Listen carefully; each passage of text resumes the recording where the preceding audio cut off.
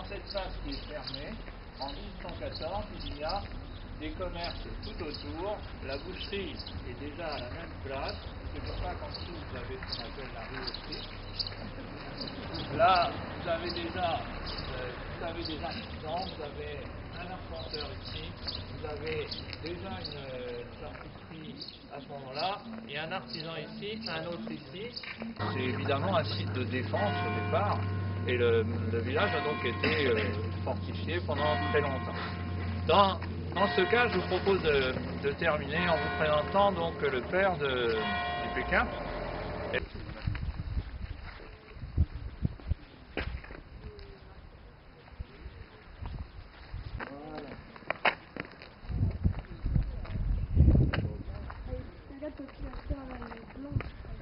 Elle est très calcaire.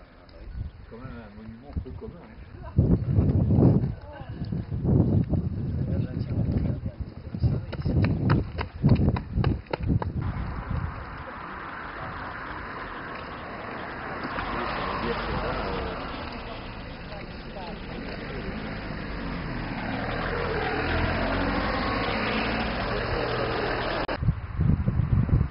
Pardon? Je dis les voitures, elles sont pas d'époque. Ah non, sûrement pas. Pardon? Je dis les voitures, elles sont pas d'époque. Ah non, sûrement pas. Mais là, c'est une maison privée. Oui. Si on va filmer quand même un peu le son. Non, début de semaine, lundi, j'ai lu que la statue de l'empereur avait été taguée. J'ai aussitôt appelé le conseiller général pour essayer de nettoyer la... De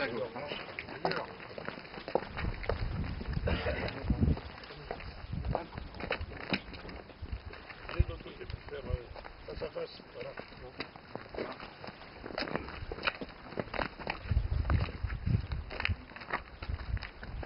Il y a des textes du père Courtois évoqués ce qui s'est passé ici à Hurtebise. Fatalité au doigt de l'histoire. Il faisait très mauvais temps au chemin des dames le 7 mars 1814. Il fera très mauvais le 16 avril 1917.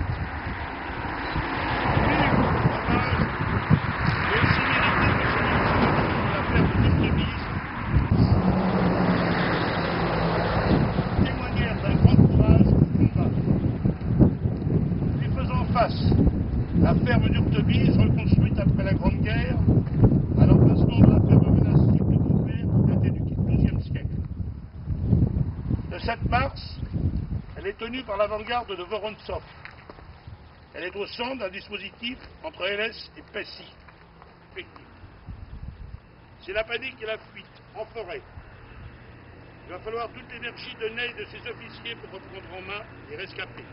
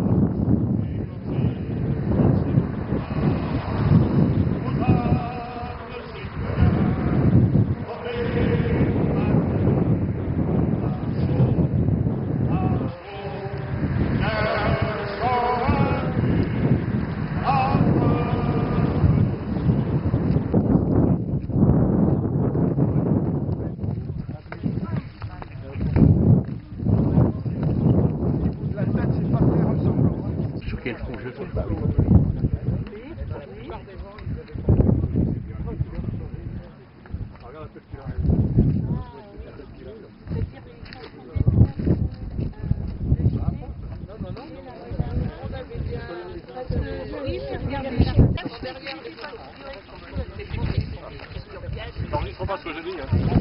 Ça y est. Vous voyez, ils l'ont mis en tenue 14-18 en bleu horizon. Il en a peut-être une idée au départ.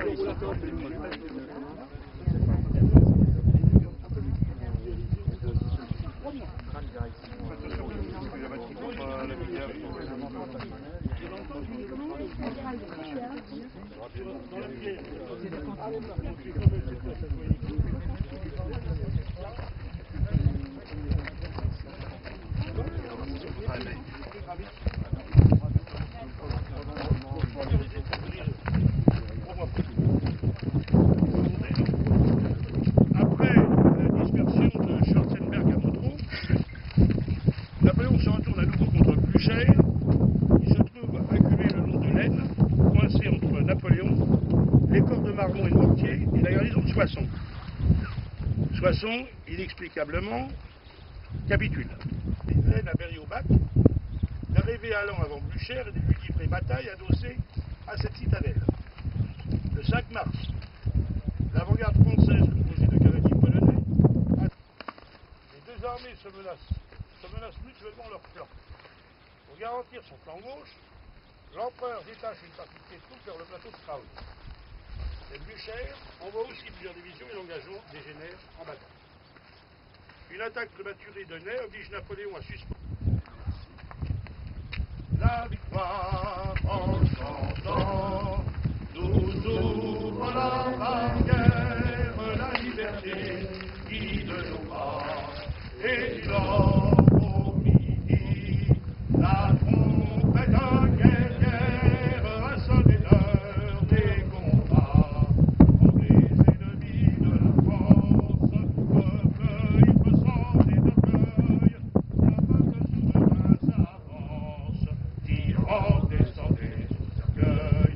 La République nous appelle, sachons vaincre ou sachons courir, un Français doit vivre pour elle, un Français doit mourir, un Français doit vivre pour elle, un Français doit mourir.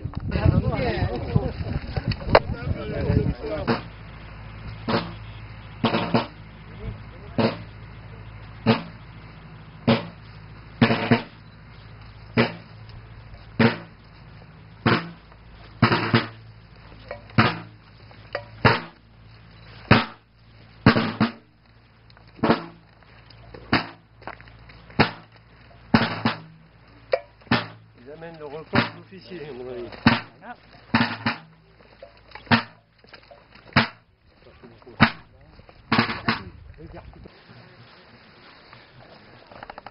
Et ils ont même placé une sentinelle là-haut.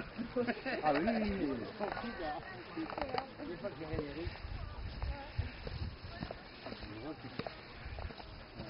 en fait, il y a du beau temps. On y va à droite, si c'est pas loin. Vous pouvez avancer, hein, vous pouvez traverser.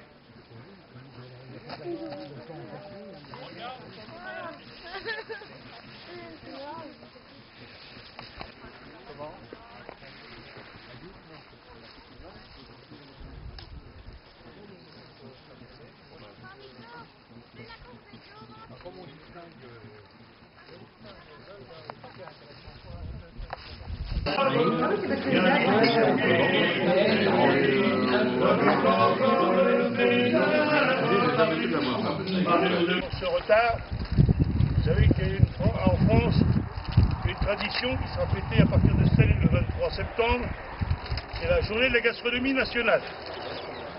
Voilà, alors nous excusons, nous sommes restés un peu trop longtemps à table. Le service, bon, bah, il est tout le temps très bien fait, mais bon, c'est toujours pareil.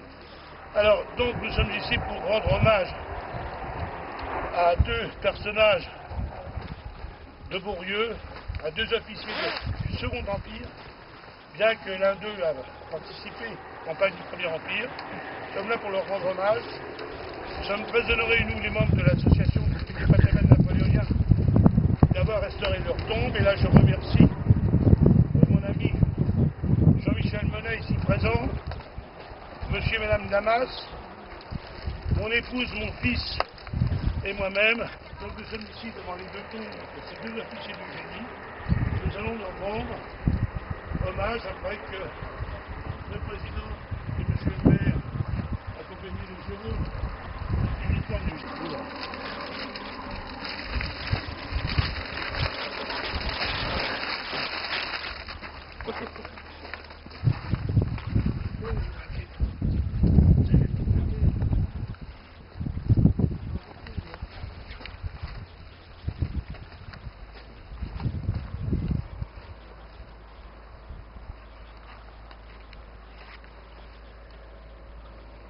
À leur mémoire, nous allons observer 1 minute de silence.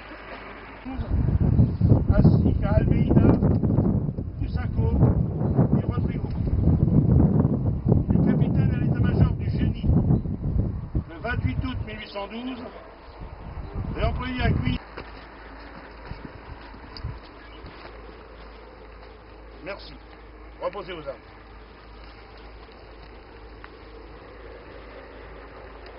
Théodore Philibert de la Gréverie.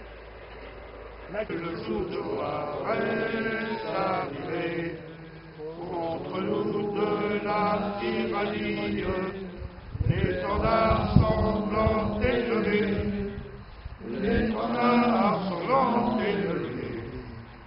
Rendez-vous dans nos campagnes, mugis ces féroces soldats, ils viennent jusque dans nos bras, égorger nos fils et nos compagnes.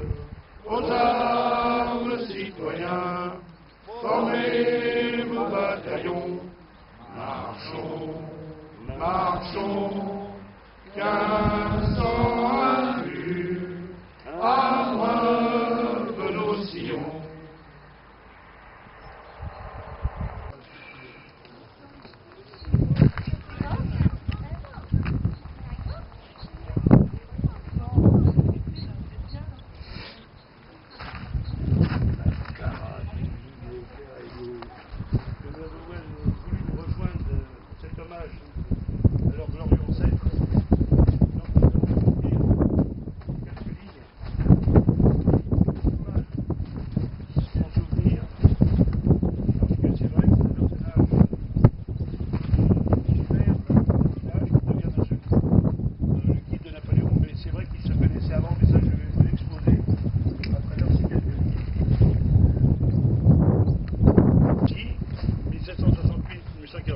Maire de 1805 et 1822, guide de Napoléon Ier le 6 mars 1815, veille de la bataille de Crâne, les amis du patrimoine napoléonien.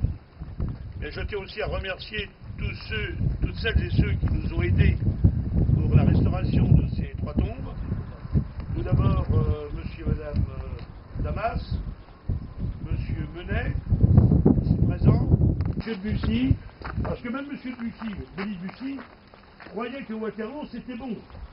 Il se voyait déjà arriver à Bruxelles. Alors on va faire comme lui, on va crier ce qu'il a dû crier. 1, 2, 3, vive l'empereur! 1, 2, 3, vive l'empereur!